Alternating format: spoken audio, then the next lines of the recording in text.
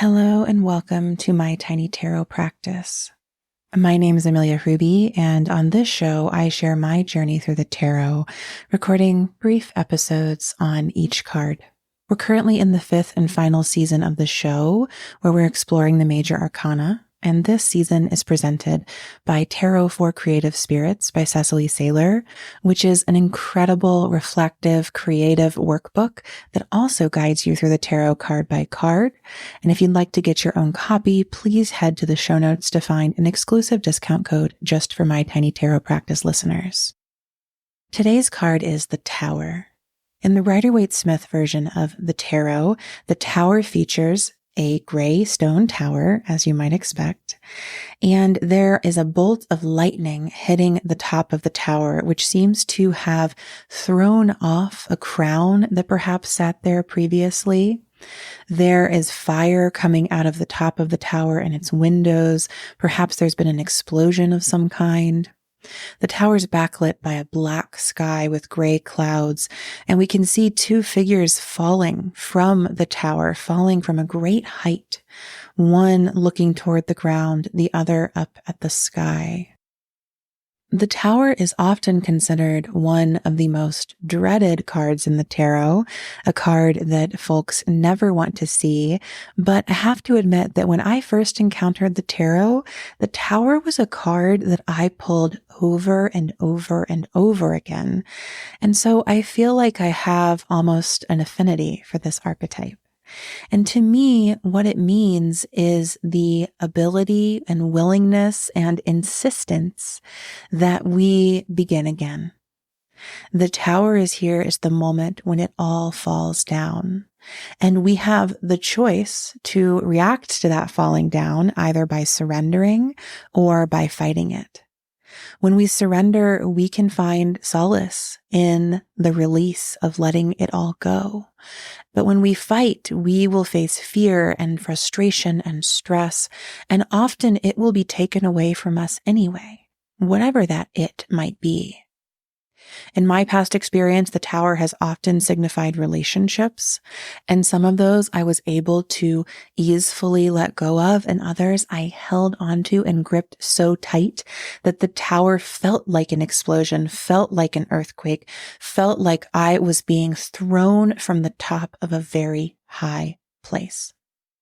The Tower can feel like that. It can feel like utter destruction, but it doesn't have to. It can also feel like the sweet relief of release. And the beauty of the tarot, the beauty of life, perhaps even, is that we can choose which mindset we have. We can choose how we approach the Tower or the Tower moments in our lives. And that doesn't mean it's easy. When I've gone through a heartbreak or gotten fired from a job or kicked out of an apartment, it has felt devastating. But the moment when I could allow myself to just open up to what's next and reframe that experience, I could find the sweetness of the new. And so when you pull the Tower in a reading, I think that it's signifying that something in your life is coming to an end. Again, it could be a relationship, a job, a living situation. It could also be a self-concept, a framework, an ideology that has buoyed you over time. It can be any pillar of your life, literal or figurative. But if you've drawn the Tower, there's a pillar that's going to, let's say, undergo some intense construction and need a new foundation. And again, sometimes it feels like that happens to us without our choice, and sometimes we are able to surrender to it and even choose it before it chooses us. So as Rachel Pollack says in 78 Degrees of Wisdom, when the Tower appears, it is necessary to remember that it can lead to freedom. The explosions are clearing away some situation that has built up intolerable pressure. They can lead to new beginnings. And so if you've drawn this card, I wish for you that new beginning, that release of pressure, and the surrender to what may come. Thank you so much for listening to my tiny tarot practice.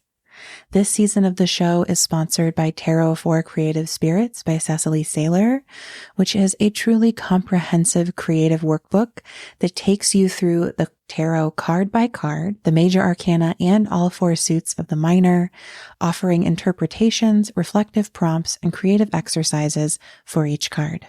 It also includes beautiful illustrations and amazing tarot spreads. I highly recommend the book, and if you'd like to get your own copy, you can head to the show notes for a discount code exclusively for my Tiny Tarot Practice listeners. Until next time, my friends, I wish you all the peace that the Tower can bring.